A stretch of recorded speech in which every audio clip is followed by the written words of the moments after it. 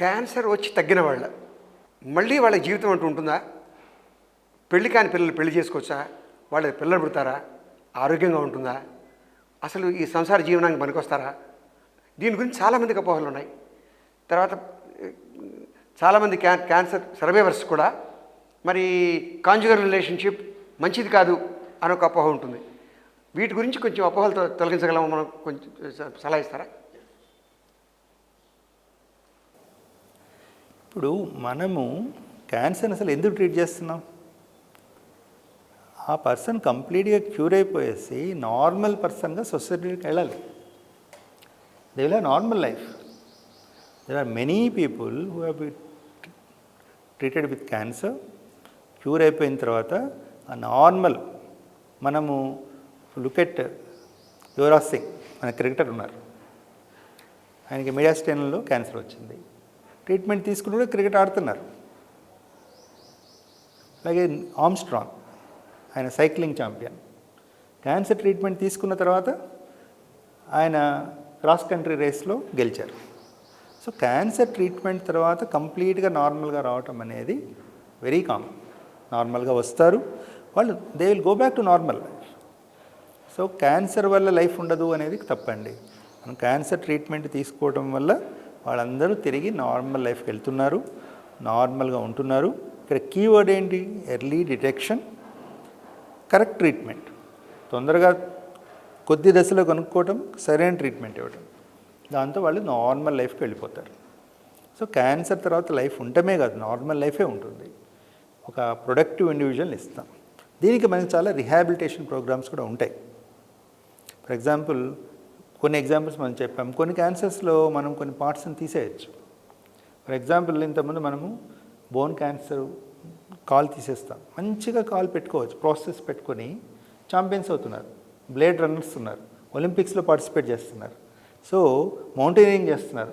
ఒక కాల్ లేకుండా హిమాలయాలు ఎక్కారు. ఎలా జరుగుతుంది? సో క్యాన్సర్ వల్ల లైఫ్ స్టైల్ మారదండి, మనం మైండ్లో ఉంటుంది. అది మనం నార్మల్కి రావాలి. సెకండ్ క్వశ్చన్ మీరు అడుగుతుంది ఏంటంటే చైల్డ్హుడ్ క్యాన్సర్ సర్వైవర్స్. ఎస్, చైల్డ్హుడ్లో వచ్చే క్యాన్సర్ నుంచి ట్రీట్మెంట్ తీసుకున్న తర్వాత most of them will lead normal life. వాళ్ళకి కీమోథెరపీ ఇస్తాము, రేడియేషన్ ఇస్తాము, సర్జరీ చేస్తాము.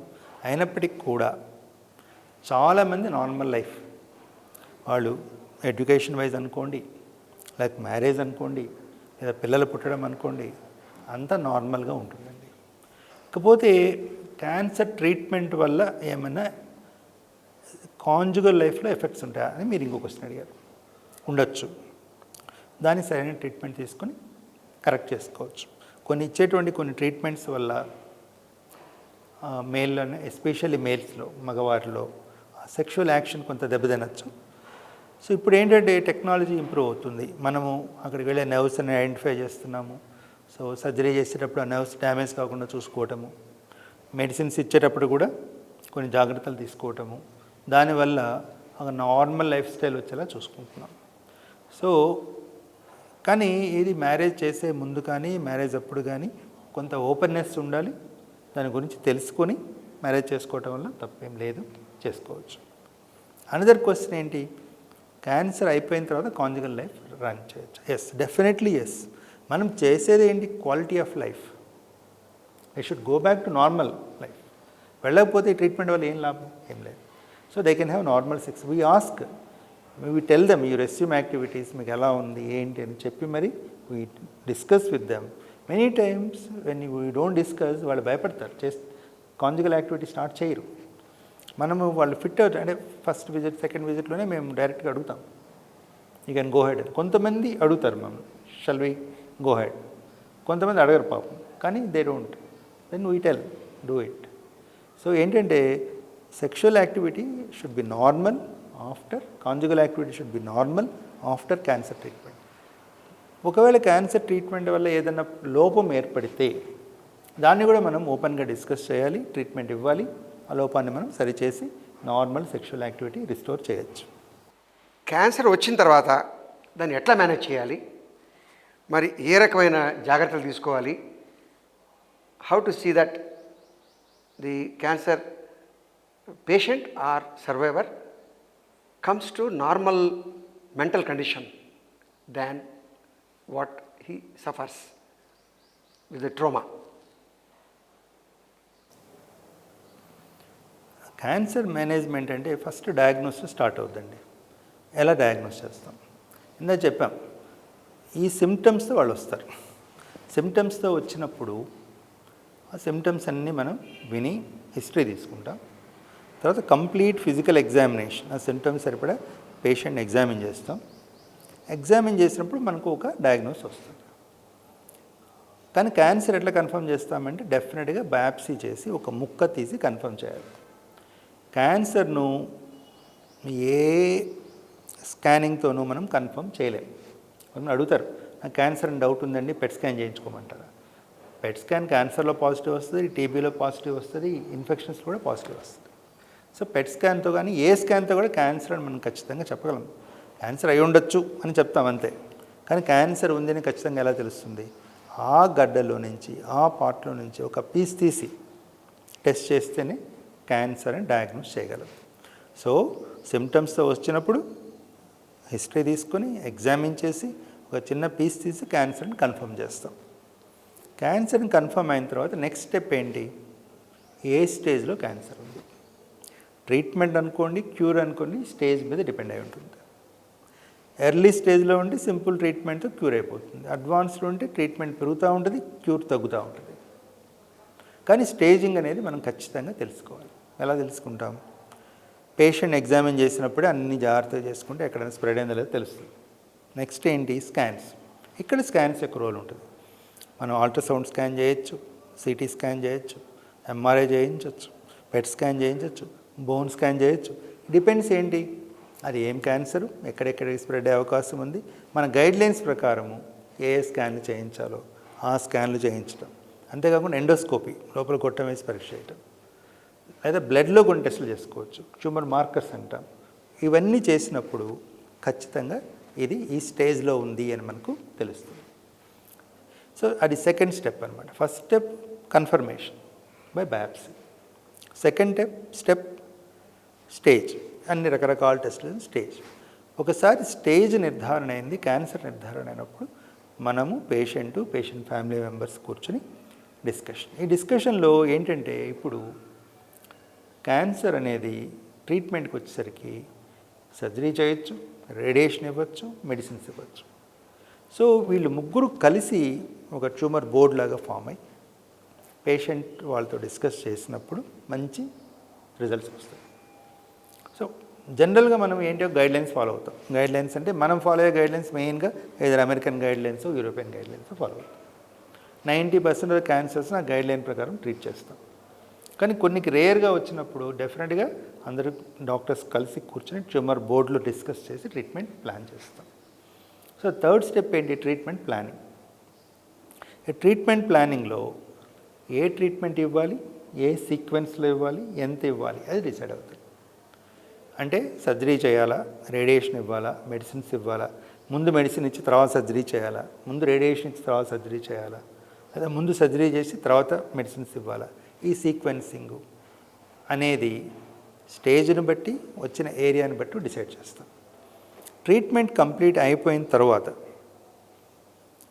మనం ఏం చేస్తాము? క్యాన్సర్ కంప్లీట్గా క్యూర్ అయిందా లేదా, అంటే అప్పటికి అట్లీస్ట్ కంప్లీట్గా కంట్రోల్లోకి వచ్చిందా లేదా చూస్తాం. దానికి మళ్ళీ ఎగ్జామినేషన్ చేస్తాము, స్కాన్స్ చేస్తాము, చూస్తాము. ప్రస్తుతం క్యాన్సర్ కంట్రోల్లో ఉందని డిక్లేర్ చేస్తాం. ఇక్కడి నుంచి 2 థింగ్స్. ఒకటి ఏంటి? రిహాబిలిటేషన్. 2 ఫాలో. రిహాబిలిటేషన్ ఏంటి? ఈ క్యాన్సర్ ట్రీట్మెంట్ అయిపోయిన తర్వాత the person should go back to society as a useful individual. సొసైటీకి పనికొచ్చే వాళ్ళకి వెనక్కి వెళ్ళాలి. దీనికి మనం ఫిజికల్ రిహాబిలిటేషన్ అంటే ఫిజియోథెరపీలు చేయటము, స్పీచ్ థెరపీ చేయటము, స్టోమా థెరపీ చేయటము, సైకలాజికల్ కౌన్సిలింగ్ అవసరం అవుతుంది, ఫ్యామిలీ సపోర్ట్ ఉంటుంది. ఇవన్నిటితోనూ వాళ్ళు they will go back to normal life. అంతేకాకుండా ఈ క్యాన్సర్ అనేది ఏ పెక్యులర్ డిసీజ్. అది స్టేజ్ 1లో అయినా మనం 95% క్యూర్ అంటాం, 5% తిరిగి రావచ్చు. స్టేజ్ 2కి వచ్చేసరికి 80% క్యూర్ అంటాం, 20% తిరిగి రావచ్చు. స్టేజ్ 3కి వచ్చేసరికి 40 to 60% క్యూర్ ఉంటుంది, ఇంకొక 60 to 40% తిరిగి రావచ్చు. స్టేజ్ 4లో క్యాన్సర్ క్యూర్ అనేది చాలా రేర్ ఉంటుంది. సో ఇలాంటి పరిస్థితులు ఏంటి, ఫాలోఅప్ ఈజ్ వెరీ ఇంపార్టెంట్. ఇవాళ లేకపోయినా మళ్ళీ రావచ్చు, వస్తే వెంటనే డిటెక్ట్ చేయటం, మళ్ళీ కావాల్సినటువంటి ట్రీట్మెంట్ తీసుకోవాలి. సో ఫాలోఅప్ అనేది కూడా ఒక్కొక్క క్యాన్సర్ని ఒక్కో రకంగా ఫాలో చేయండి అని మనకి గైడ్లైన్స్ ఉంటాయి. ఆ గైడ్లైన్స్ ఫాలో అవుతూ 3 నెలలకు ఒకసారో 6 నెలలకు ఒకసారో సంవత్సరానికి ఒకసారో రండి అని చెప్పడం, వాళ్ళని ఎగ్జామిన్ చేయటం, వాళ్ళకి టెస్టులు చేయటం, అవసరమైతే మళ్ళీ ట్రీట్మెంట్ స్టార్ట్ చేయటం. సో ఈ క్యాన్సర్ ట్రీట్మెంట్లో మేనేజ్మెంట్ ఇన్ని ఇష్యూస్ ఉన్నాయండి. 1 కన్ఫర్మేషన్, 2 స్టేజింగ్, 3 ట్రీట్మెంట్, 4 ఫాలోఅప్. సరే, ఇప్పుడు క్యాన్సర్ ట్రీట్మెంట్కి చాలా ఖరీదైన వ్యవహారం. ఎందుకంటే నా భార్యకి వచ్చింది, నాకు క్యాన్సర్ వచ్చింది. నేను ఎంత ఖర్చు పెట్టానో నాకే తెలుసు. 10 ఏళ్ళు బతికారు ఆవిడ ఓవేరియన్ క్యాన్సర్తో, స్టేజ్ 3. నాకు కోలన్ క్యాన్సర్ వచ్చింది, స్టేజ్ 3. నాకెంత ఖర్చు అయిందో నాకు తెలుసు. ఇంత ఖర్చు భరించడం అనేది చాలా కష్టమైన విషయం. అందుకని దాన్ని రాచపుండు అనేవాళ్ళేమో, రాజులకు వచ్చేది కాబట్టి. దీనికి ఏ రకమైన సహకారం లభిస్తోంది? మరి ఎట్లా పేద ప్రజలు ఏ రకంగా దీన్ని భరించగలరు, ట్రీట్మెంట్ తీసుకోగలరు? ఒకటండి, ఇప్పుడు క్యాన్సర్ అనేది ఖరీదు అనేది ఎలా వస్తుంది అంటే, ఎర్లీ క్యాన్సర్ స్టాండర్డ్ ట్రీట్మెంట్ అనుకోండి, మనకి కాస్ట్ అంతా కాదు. క్యాన్సర్ ముదిరే కొందికి ట్రీట్మెంట్ కాస్ట్ పెరుగుతూ ఉంటుంది, క్యూర్ కూడా తగ్గిపోతూ ఉంటుంది. సో ఫస్ట్ థింగ్ ఏంటి, early detection is very important. ఏంటంటే స్టేజ్ 3లో క్యూర్ అనేది చాలా తక్కువ ఉంటుంది. ఓవేరియన్ క్యాన్సర్ కాస్ట్ ఎక్కువైపోతుంది, కానీ క్యూరబుల్ కండిషన్ ట్రీట్మెంట్ చాలా చీప్లో అయిపోతుందండి, నెంబర్ 1. రెండోది ఏంటంటే, ఇప్పుడు గవర్నమెంట్ నుంచి చాలా సపోర్ట్స్ ఉన్నాయి. ఆరోగ్యశ్రీలో క్యాన్సర్ ఈజ్ ఇంక్లూడెడ్, ముందు నుంచి ఉంది. సో క్యాన్సర్ స్టాండర్డ్ ట్రీట్మెంట్స్ అన్నీ కూడా ఆరోగ్యశ్రీలో ఇంక్లూడ్ అయినాయి. ఆరోగ్యశ్రీలో ఇంక్లూడ్ కాలేదు అంటే ఎందుకు ఇంక్లూడ్ కాలేదు? అవి స్టాండర్డ్ ట్రీట్మెంట్స్ కానివి ఇంక్లూడ్ కాలేదు. అలాంటివి అంటే ఇప్పుడు ఒక ట్రీట్మెంట్ ఇచ్చిన దానివల్ల is a public funding. Treatment ఇచ్చిన దానివల్ల క్యూర్ అనేది ఉండాలి. ఫర్ ఎగ్జాంపుల్ స్టేజ్ 4 క్యాన్సర్, ఓ particular molecule 1 lakh per month వాడితే ఇంకొక 2 నెలలు బతుకుతారు. అది అఫోర్డ్ చేయగలిగిన వాళ్ళు వాడుకోవాలి, కానీ పబ్లిక్ ఫండింగ్ వల్ల ఉండదు. సో రిస్ట్రిక్షన్స్ అనేవి ఉన్నాయి ఆరోగ్యశ్రీలో, కానీ స్టాండర్డ్ ట్రీట్మెంట్కి ఎలాంటి రిస్ట్రిక్షన్స్ లేవు.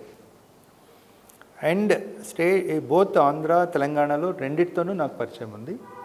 2 కూడా హయ్యర్ ప్యానెల్స్ ఉన్నాయి. నిజంగా ఈ ట్రీట్మెంట్ అవసరమా అని మాకు రిఫర్ చేస్తారు, హయ్యర్ ప్యానెల్స్కి రిఫర్ చేస్తారు. అవసరమంటే ఇస్తున్నారు.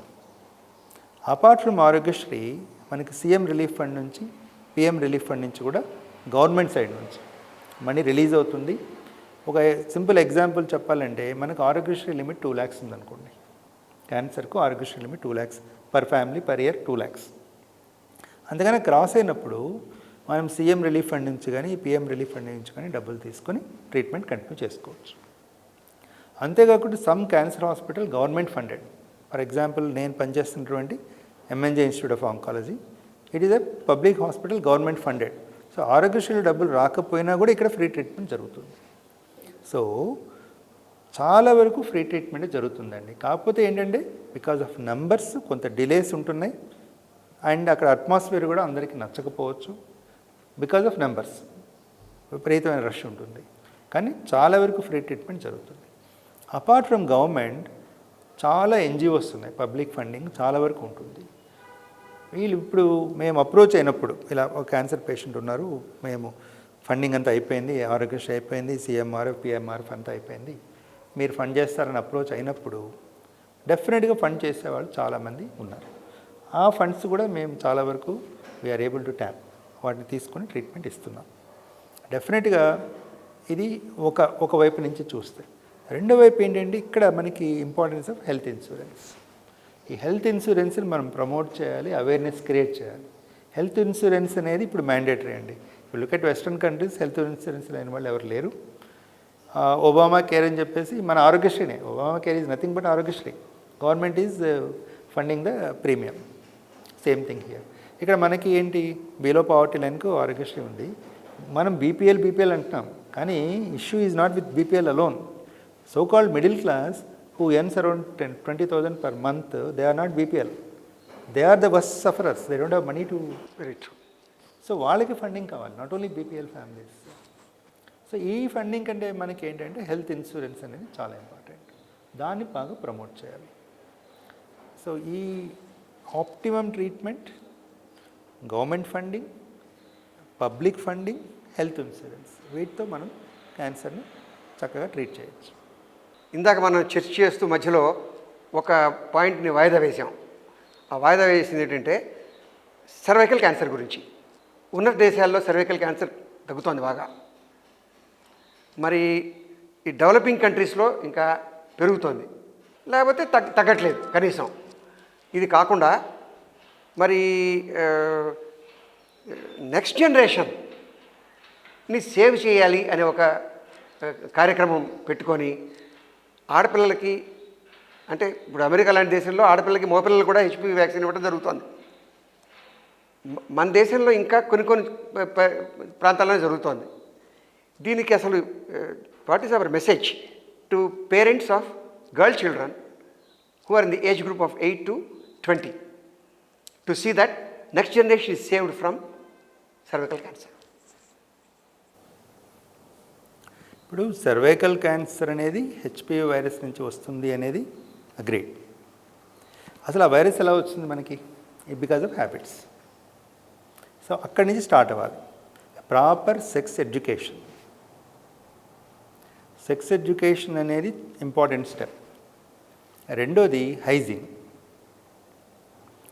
It's basically cervical cancer is a disease of low socio economic status. Early child birth injuries, multiple అంటే చిన్న వయసులో పిల్లలు పుట్టడం, సర్వైకల్ క్యాన్సర్ వస్తుంది. నెక్స్ట్ ఎక్కువ మంది పిల్లలు పుట్టడం. మూడోది ఆ పిల్లలు పుట్టేటప్పుడు తగినటువంటి కేర్ లేకపోవడం. అంటే ఫర్ ఎగ్జాంపుల్ ఒక ఇన్స్టిట్యూషనల్ డెలివరీ, ఒక హాస్పిటల్లో ఒక డాక్టర్ కానీ అట్లీస్ట్ ఒక ట్రైన్డ్ నర్స్ కానీ సూపర్వైజ్ చేసినప్పుడు ఆ సర్వైకల్ ఇంజురీస్ లేకుండా కేర్ఫుల్గా డెలివరీ జరుగుతుంది. అలా కాకుండా హోమ్ డెలివరీస్ అనుకోండి, సరైనటువంటి సపోర్ట్ లేదనుకోండి, injury to the cervix, tears అన్నీ వస్తాయి. దాంట్లో infections ఎక్కువైపోతాయి.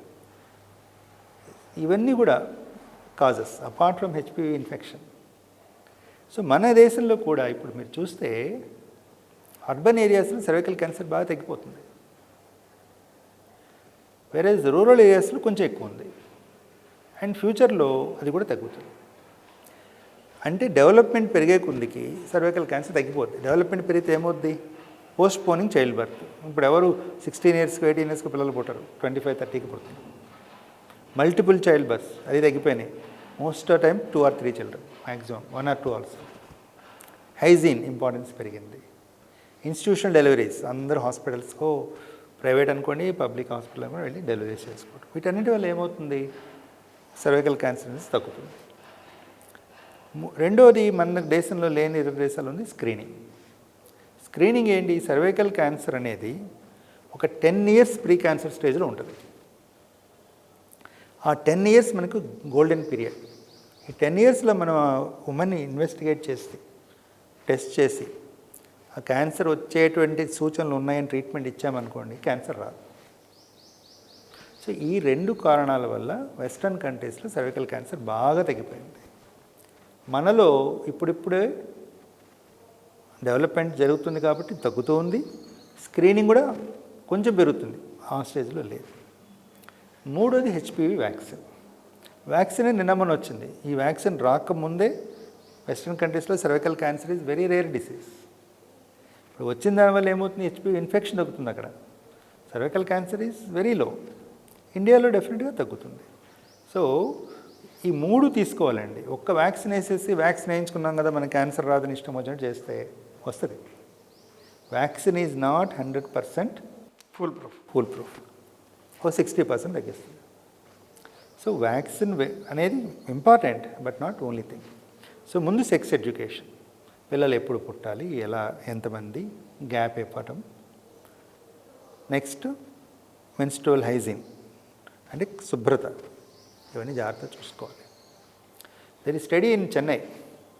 Women who have access to bathrooms and water, they have very less incidence of cervical cancer. Bathroom water ప్లెంటీగా ఉన్న దాళ్ళలో సర్వైకల్ క్యాన్సర్ చాలా తక్కువ. వేరే ఆ వాటరు బాత్రూమ్స్ ఫెసిలిటీస్ లేని ఉమెన్లో సర్వైకల్ క్యాన్సర్ చాలా ఎక్కువ. Good study. ఇది all studies which are there. So మనకి ఏంటంటే development is number 1, sex education, then screening, then comes HPV vaccine. అన్నీ కలిస్తే ఆల్మోస్ట్ జీరోకి వెళ్ళిపోతుంది. ఇందాక మనం మాట్లాడుతూ ఈ విలేజ్ వర్కర్స్ ఉంటారు, ASHA workers and ANMs and all that, వాళ్ళ ట్రైనింగ్ గురించి మాట్లాడుతూ నేను మళ్ళీ చెప్తానన్నారు మీరు. ఇప్పుడు ఏంటంటే ఇది గవర్నమెంట్ ప్రోగ్రాంల నుండి వీళ్ళకి నోడల్ సెంటర్స్ ఉన్నాయి. For example MNJ is nodal center. So మేము వాళ్ళకి ట్రైన్ చేస్తాం. ఈ cervical cancer how to screen అంటే visual inspection, and breast cancer palpation అంటే చేత్తో ఎగ్జామిన్ చేయడం, ఓరల్ క్యాన్సర్ ఇన్స్పెక్షన్ అంటే టార్చ్ వేసి చూడటం. ఈ క్యాన్సర్ని ఎలా డిటెక్ట్ చేయాలి, నార్మల్ ఓరల్ క్యావిటీ ఇలా ఉంటుంది, క్యాన్సర్ ఉంటే ఇలా ఉంటుంది, బ్రెస్ట్ క్యాన్సర్ నార్మల్గా అయితే ఇలా ఉంటుంది, గడ్డ అయితే ఇలా ఉంటుంది, సర్వైకల్ క్యాన్సర్ నార్మల్ సర్విక్స్ ఇలా ఉంటుంది, ఏమైనా తేడా ఉంటే హాస్పిటల్కి వెళ్ళండి. సో ఈ ట్రైనింగ్ ఇస్తున్నాం, ఇది రిపీటెడ్గా జరుగుతుంటుంది. ప్లస్ మేము వీ ట్రైన్ ద ట్రైనర్స్ అంటే ఏంటి, మెడికల్ ఆఫీసర్ని మేము ట్రైన్ చేస్తాము, హెల్త్ వర్కర్స్ని కూడా చేస్తాము. కానీ హెల్త్ వర్కర్స్ ఒకసారి ట్రైన్ చేస్తే సరిపోదు. సో ఈ మెడికల్ ఆఫీసర్ ట్రైనింగ్లో ఆ మెటీరియల్ చాలా ఉంది మన దగ్గర. సెంట్రల్ గవర్నమెంట్ సప్లై చేస్తున్న మెటీరియల్ ఉన్నాయి, వీడియోస్ ఉన్నాయి, రిటర్న్ మెటీరియల్ ఉంది. ఇవన్నీ వాళ్ళకి సప్లై చేసినప్పుడు repeated training at their level అంటే మెడికల్ ఆఫీసరే వాళ్ళని మళ్ళీ ట్రైన్ చేస్తారు, సొసైటీలోకి వెళ్తారు. సో యాక్టివిటీస్ అయితే జరుగుతున్నాయండి. చాలా సంతోషం శ్రీనివాస్ గారు, ఇవాళ ఇంత విపులంగా చర్చ చేశాం. మరి ఇంత టైం స్పేర్ చేసినందుకు దానికి ధన్యవాదాలు సకలం తరఫున. నమస్కారం. నమస్కారం అండి. నాకు ఈ ఆపర్చునిటీ ఇచ్చినందుకు సకలం టీవీ వారికి ధన్యవాదాలు.